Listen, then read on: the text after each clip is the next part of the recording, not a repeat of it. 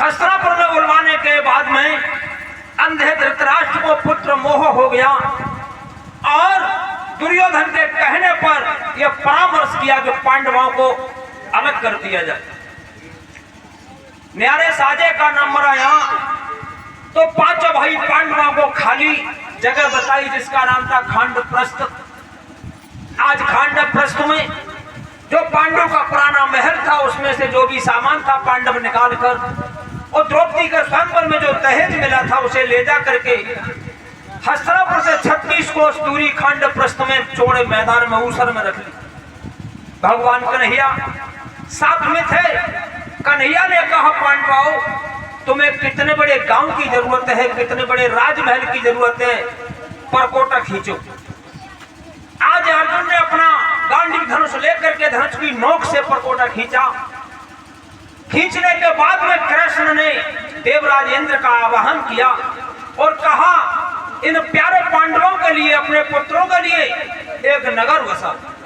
देवराज इंद्र ने त्वष्टा विश्वकर्मा के द्वारा वहां पर एक सुंदर मकान, सुंदर नगर बनाया। सुंदर नगर बनाने के बाद ये कहा कि ये मैंने बनाया है इसलिए इसका नाम आज से मैंने इंद्रप्रस्थ रख दिया। आज पांडव लोग उसमें आराम से रह रहे थे द्रौपदी के साथ में। उसी दरमियान में देवर्षि नारद आ जाते हैं जो बच्चे ने कथा आपको सुनाई। नारद ने सुंद उपसंद की कथा समझा करके ये कहा कि तुम 5 भाई हो, 5 भाइयों का बारी बारी से विवाह द्रौपदी के साथ में हुआ है। झगड़ा हो सकता है क्यों कि एक नारी हो, 2 मर्द हो वहां पर भी झगड़ा होता है, अब तो 5 मर्द हो, इसलिए नाश हो जाएगा। इंद्रप्रस्थ में रह करके कोई नियम लागू करो। आज युधिष्ठिर ने देवर्षि नारद के हाथ जोड़े कहा महाराज क्या नियम लागू करें, कैसे लागू करें? तो नारद समझाने लगे। 7 दिवस विधि ने रचे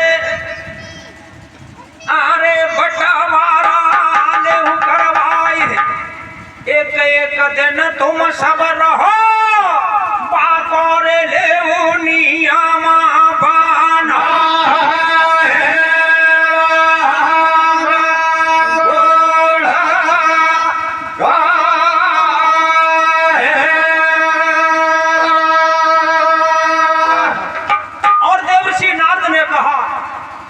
युधिष्ठिर मैं स्वर्ग लोक से आ रहा हूं और ये आदेश मेरा नहीं है, तुम्हारे पिता पांडु का है। 7 दिन हैं, तुम 5 भाई हो, एक एक दिन द्रौपदी के साथ रहने का बंटवारा नियम बना लो, उसमें कोई शर्त रखो। महाराज शर्त कैसी के? शर्त ऐसी के सोमवार को दिन हुए और अर्जुन ने कही सोमवार को द्रौपदी के साथ मैं रहूंगा और भीम जोरदार बोल रहा, भीम ने की आज तू कैसे रहे हो, मैं रहूंगा तो तुम दोनों में झगड़ा होगा, नाश हो जाएगा। युधिष्ठिर ने कहा तो शर्त में रख के देता हूं, रखो। तो युधिष्ठिर ने क्या शर्त रखी? संग द्रौपदी के भ्रात एक प्रेम से रजनी ले ही बिताए, तू जो रावे भवन में ताई देहु बनवास पठा।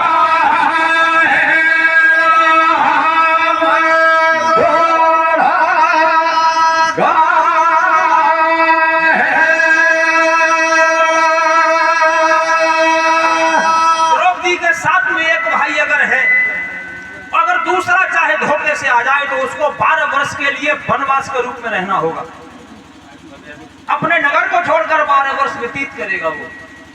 आज 5 भाइयों ने ये शर्त देवर्षि नारद के सामने स्वीकार कर ली। स्वीकार करने के बाद में कहा युधिष्ठिर ने महाराज मेरे पिता का और कोई आदेश? कि हाँ एक आदेश और है। क्या आदेश है?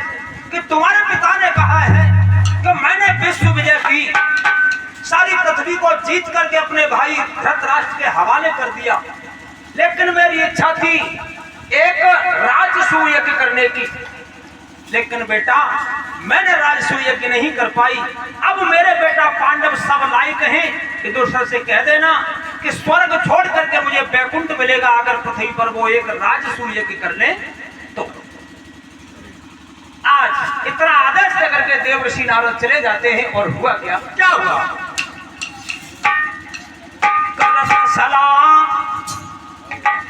इंद्रप्रस्थ में आरे लेऊ राजसूह करवाई दूत भेदी देव द्वारिका माधव कुरे ले हो बोला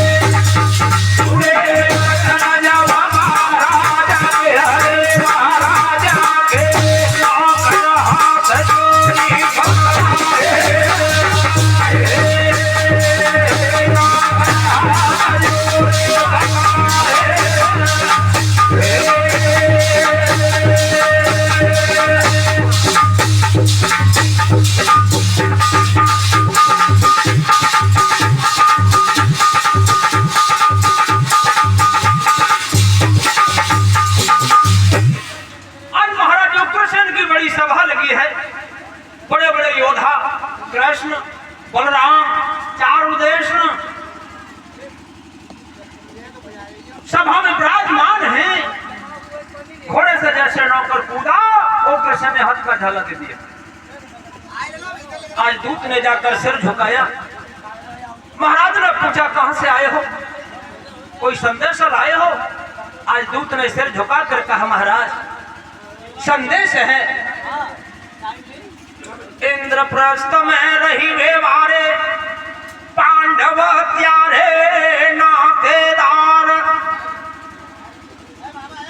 उनको दूत समझ ले ना कर रहो बचनायो चार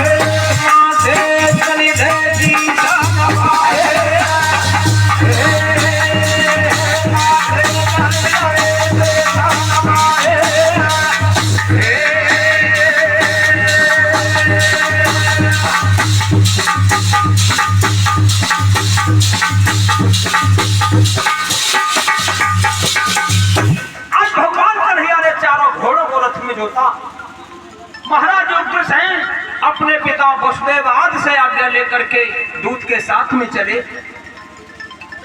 आज बड़ा हर्ष है कि मेरे मित्र पांडवों ने आज मुझे याद किया है और उग्रसेन को समझा दिया कि जब जब पांडवों पर बेचारों पर आपत्ति परेशानी आई है, मेरे सहारे से ही अब तक जीवित रहे हैं। हारे जाए रे धी